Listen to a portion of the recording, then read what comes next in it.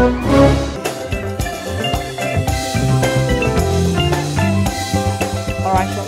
Now, the Limpopo government say they won't allow no-go areas anywhere in that province. The province was reacting to the death of 2 people when their car hit barricades in Vuwani, and several cars were also damaged when protesters pelted motorists with stones. Protesters have resumed their shutdown against the incorporation of parts of Vuwani into a new municipality. To get the latest happening in that area, we cross live to our reporter who's monitoring the situation for us, Michael Maringa.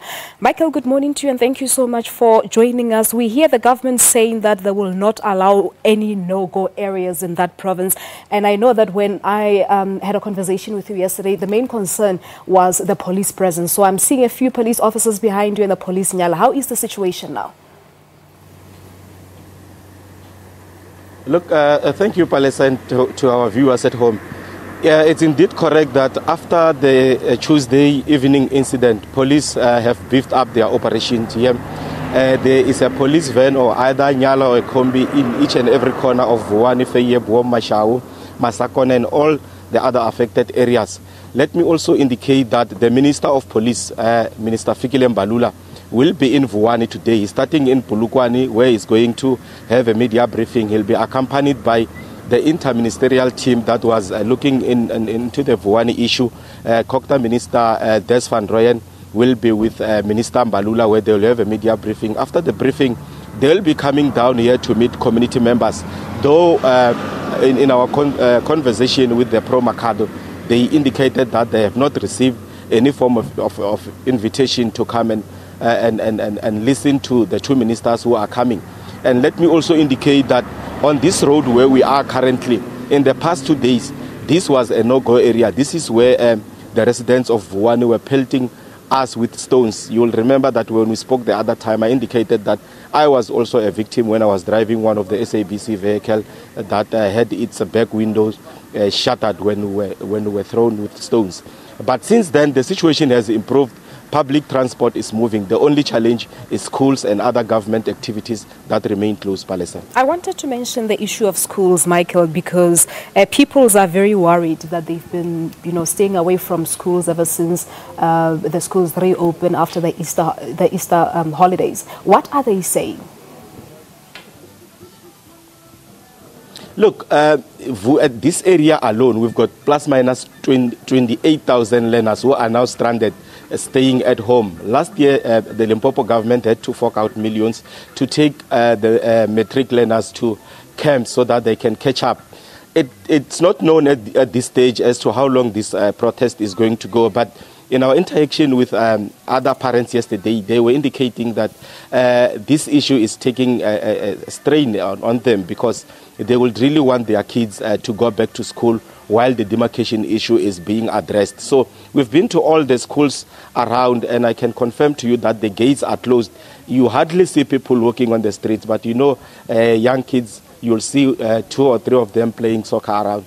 The Department of Education as well has issued a statement to say that they are worried about the future of the learners in this area because it looks like those who are in charge or those who are in the forefront are using the kids or learners to bargain for their place to be returned back to Mercado so that they can belong there, as they have been saying all along.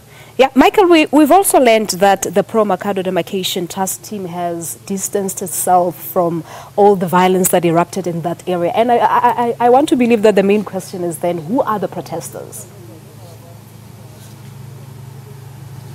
Look, after their effort was rejected by the Demarcation Board, they indicated that they are no longer interested in meeting with government officials. They are done with the interministerial team. They had meetings in various communities. It looks like community members are now on their own. They decide what to do and when to do it. We've got 2 problematic areas in the Vuwani area. You've got Feye Buom, and of late you've got Masia, where the 2 people died. It looks like what they are doing there is not coordinated. They just go at night, blockade roads, and start pelting stones to wherever is passing. So it is very difficult at this stage because even the traditional leaders who were in charge of what is happening, they are nowhere to be seen. It looks like residents are on their own. They do as they wish. We don't know where this is going to end. Maybe the visit by the two ministers today will calm the situation.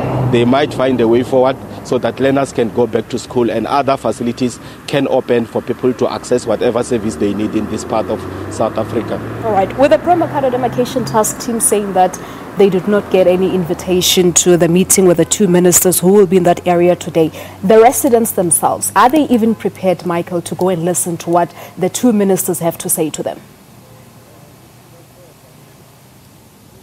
Look, these guys don't have a place or they don't have any means of gathering.